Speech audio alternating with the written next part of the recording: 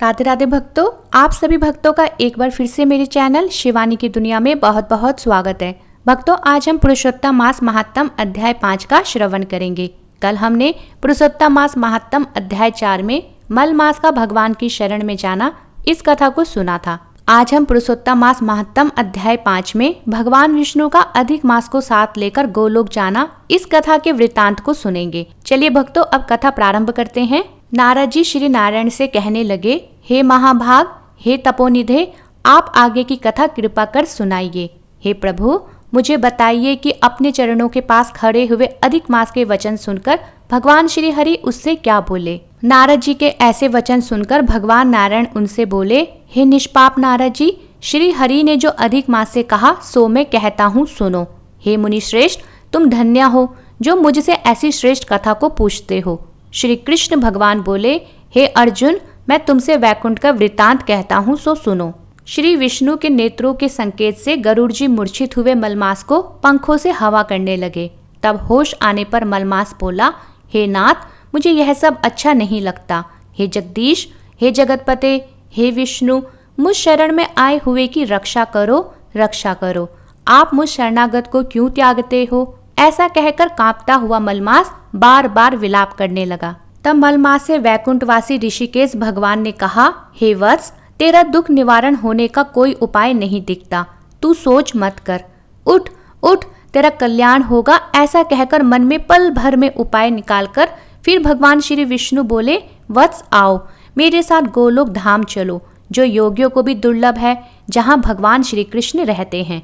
वहाँ गोपियों के मध्य बैठे हुए 2 भुजा वाले मुरलीधर, नवीन मेघ के समान श्याम शरीर, कमल जैसे विशाल नेत्र, ऐसे ईश्वर पुरुषोत्तम भगवान श्री कृष्ण चंद्र विराजमान है। शरद ऋतु के पूर्ण चंद्रमा के समान जिनकी मुख की शोभा है, करोड़ों कामदेवों की भांति सलोने, चित्तचोर, लीला के धाम, पीताम्बरधारी, तुलसी, कुंद, मंदार और पारिजात के पुष्पों की माला पहने, प्रेम के आभूषण पहने, अलंकार रूप, भक्तों पर दया करने वाले, कस्तूरी और केसर युक्त चंदन से लेपित शरीर, वक्ष स्थल पर श्री वत्स चिन्ह और कौस्तुभ मणि से शोभित हृदय, सिर पर श्रेष्ठ रत्नों से जड़ित मुकुट तथा कानों में कुंडल पहने, पाशर्दों से घिरे हुए, रत्नों से जड़े सिंहासन पर बैठे हुए, वे ही परब्रह्म पुराण पुरुषोत्तम हैं। स्वेच्छामय ब्रह्मांड के बीज, सर्वाधार परात्पर, निष्काम, निर्विकार, अत्यंत परिपूर्ण, प्रकृति से परे, ईशान, निर्गुण, नित्य विग्रह श्री कृष्ण गोलोक में तेरा दुख दूर करेंगे।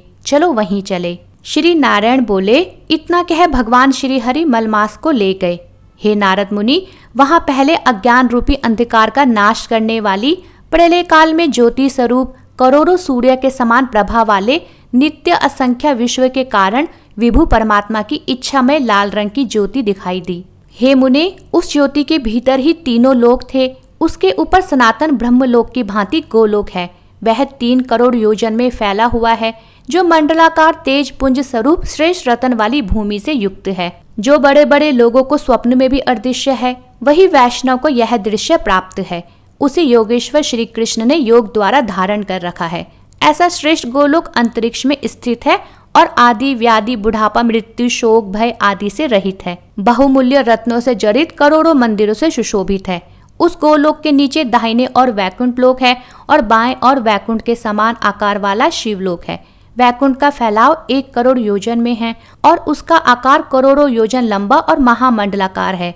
वहां पीले वस्त्रों से शोभायमान वैष्णव जन रहते हैं। वे वैष्णव शंख, चक्र, गदा और पद्मधारी लक्ष्मी जी के साथ चतुर्भुज रूप में रहते हैं और वैकुंठ की स्त्रियां लक्ष्मी जी के समान ही सुंदर है। उनके चलने से पायजेब और करधनी की आवाज बहुत मधुर लगती है। गोलोक के बाईं ओर जो शिवलोक है, वहाँ प्रलय नहीं होता और सृष्टि काल में पार्षद लोग वहाँ रहते हैं और वह 1 करोड़ योजन में फैला हुआ है।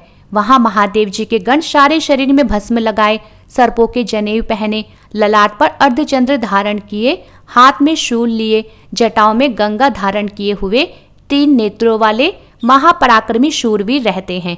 गोलोक में निरंतर परमानंद कारक परम हर्ष को देने वाली अत्यंत मनोहर एक महान ज्योति है। उस ज्योति में अत्यंत सुंदर एक रूप है, जो नील कमल के समान श्याम वर्ण, कमल के समान लाल नेत्र, आनंदजनक, निराकार, परे से भी परे, जिनका योगी जन अपने ज्ञान चक्षुओं से निरंतर ध्यान करते रहते हैं। करोड़ों शरद ऋतु के पूर्ण चंद्रमा के समान अत्यंत दीप्तिमान मुख, करोड़ों कामदेव के समान सुंदर लीला के स्थल, दो भुजाधारी मुरलीधर मधुर मुस्कान युक्त, पीले वस्त्र पहने, श्री वत्स चिन्ह और कौस्तुभ मणि से सुशोभित हृदय, करोड़ों श्रेष्ठ रत्नों से जड़ित मुकुट और कंकणों से शोभित रत्नों के सिंहासन पर बैठे हुए तुलसी, कुंद, मंदार, पारिजात और चंपा की माला से शोभायमान है।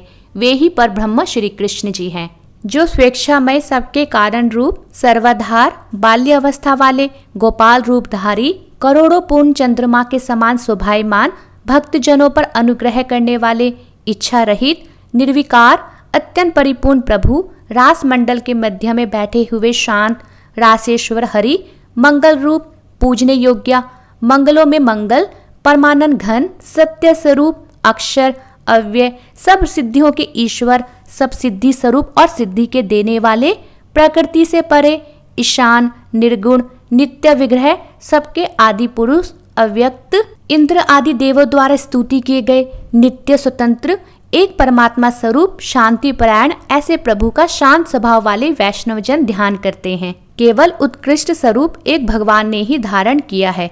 यह कहकर भगवान विष्णु अधिक मास को रजोगुण से घिरा हुआ जानकर गोलोक ले गए। सूत जी बोले, सत्कर्म ग्रहण करने वाली वाणी कहकर जब नारायण चुप हो गए, तब नारद जी पुरुषोत्तम मास महा उत्सव संबंधी नई नई कथा सुनने की अभिलाषा से नारायण से बोले।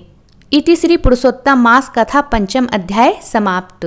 बोलो भगवान श्री हरि की जय। भक्तों, अगर आपको मेरी ये वीडियो पसंद आई हो तो मेरा ये चैनल लाइक, शेयर और सब्सक्राइब करना ना भूलें।